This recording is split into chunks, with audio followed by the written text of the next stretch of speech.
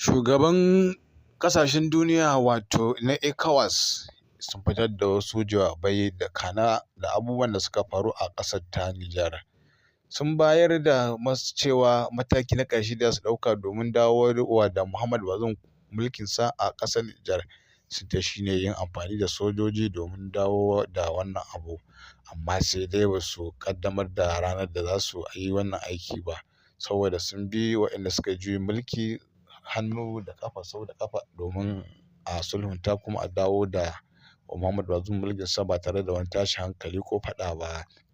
Amma sai dai sojojin da suka juya mulki sun yi biris da wannan batu na ECOWAS a lokacin da suka buƙaci wannan abin, duba da irin tashin hankalin da ake fama da shi. Mun ga inda shugaban ECOWAS ya je ya ga Muhammad Bazoum a inda aka tsare shi da iyalansa, kuma sun fito da hotunan su inda aka yi amfani da su a wannan lokaci.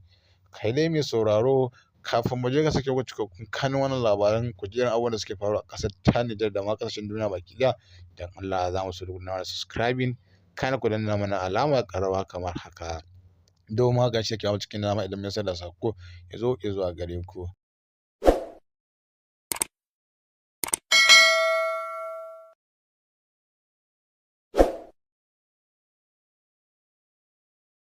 Al'amarin abubuwan da suke faruwa a ƙasar ta Nijar kan juyin mulkin da aka yi wa Muhammad Bazoum, al'amari ne da kullum shi ne ake tattauna al'amuran sa a irin wannan lokaci. Ana tafaman ci gaba da tattauna wannan maganar, duba da irin abubuwan da suke faruwa a ƙasar ta Nijar. Babu kwanciyar hankali a kullum, sai dai ƙasar ta Nijar ta samu tallafin abinci daga ƙasar Burkina Faso har tirela 300, inda ƙasar ta Burkina Faso ta kai wa wato Nijar tallafin abinci har tirela 300 a wannan yanayi da ake ciki na rashin shiga da ababen abinci kan wannan lokaci. Sai dai mu ci ku ci gaba da sauraron mu domin samun manyan labarai, ku ji da abubuwan da suke kasancewa a cikin wannan lokaci a Aretina Fulani TV.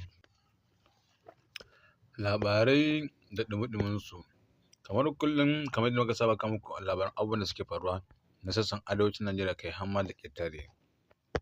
Yau ma ɗauke da labaran abubuwan da suka faru a ƙasar nan ta Nijar. ECOWAS ta yi watsi da gwamnatin riƙon ƙwaryar shekara 3. ECOWAS ta yi watsi da buƙatun sojojin Nijar na kafa gwamnatin riƙon ƙwarya ta shekara 3 kafin dawowar mulkin farar hula. Ƙungiyar renon tallafin arzikin yammacin Afirka ECOWAS ta yi watsi da buƙatun masu juyin mulkin jamhuriyar Nijar ta kafa gwamnatin riƙon ƙwarya ta shekara 3 kafin dawowar mulkin farar hula a ƙasar. Shugaban sabuwar gwamnatin sojin Nijar Janar Abdurrahman Chani ya sanar cewa zai jinkirta dawowar gwamnatin farar hula ƙasar zuwa nan da shekara 3. Nijar ta samu tallafin tirela 300 na abinci daga Burkina Faso. Uba Sani ya rage ƙarin kuɗin makarantu da El-Rufai ya yi a Kaduna.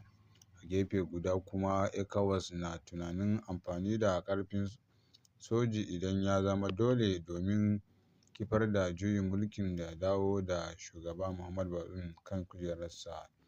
Idan sojoji da suka yi masa juyin mulki sun bijire wa hanyoyin diflomasiyya. Kwamishinan Harkokin Tsaro da Siyasa na ECOWAS, Abdel Fattah Musa, ya bayyana shirin sojojin Nijar na kafa gwamnatin ƙwarya ta shekara 3 da cewa wasan yara da ƙungiyar ba za ta taɓa amincewa da shi ba. "So muke a dawo da halastacciyar gwamnati nan ba da jimawa ba, sannan ba wai mun jingine shirin ɗaukar matakin soji ba ne idan ta kama," inji shi a hirarsa da Al Jazeera. za ku gane kuskurenku. A wata hirar talabijin da aka yi da Janar Tani ya zargi ECOWAS da haɗa baki da wasu ƙasashen waje da bai ambata ba wajen rundunar mamayar ƙasarsa, amma ya ce duk wanda ya kawo mana hari to zai yabawa aya zaƙi, saɓanin yadda yake tunani. Shugaban ƙasashen ECOWAS na ganin yanzu ne ya fi dacewa su ɗauki mataki saboda Nijar ce ƙasa ta huɗu ta sojoji suka yi juyin mulki daga shekarar 2020 zuwa yanzu bayan Burkina Faso da Guinea da kuma Mali. Musa ya ce gwamnatin riƙon ƙwarya ta taƙaicen lokaci muke so a yi wanda ba za ta haura shekara guda ba, sai dai ƙasa da haka sosai.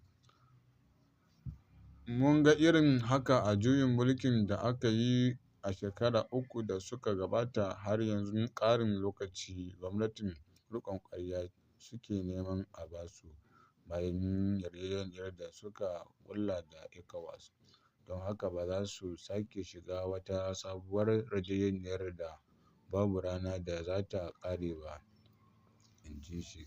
Rundunar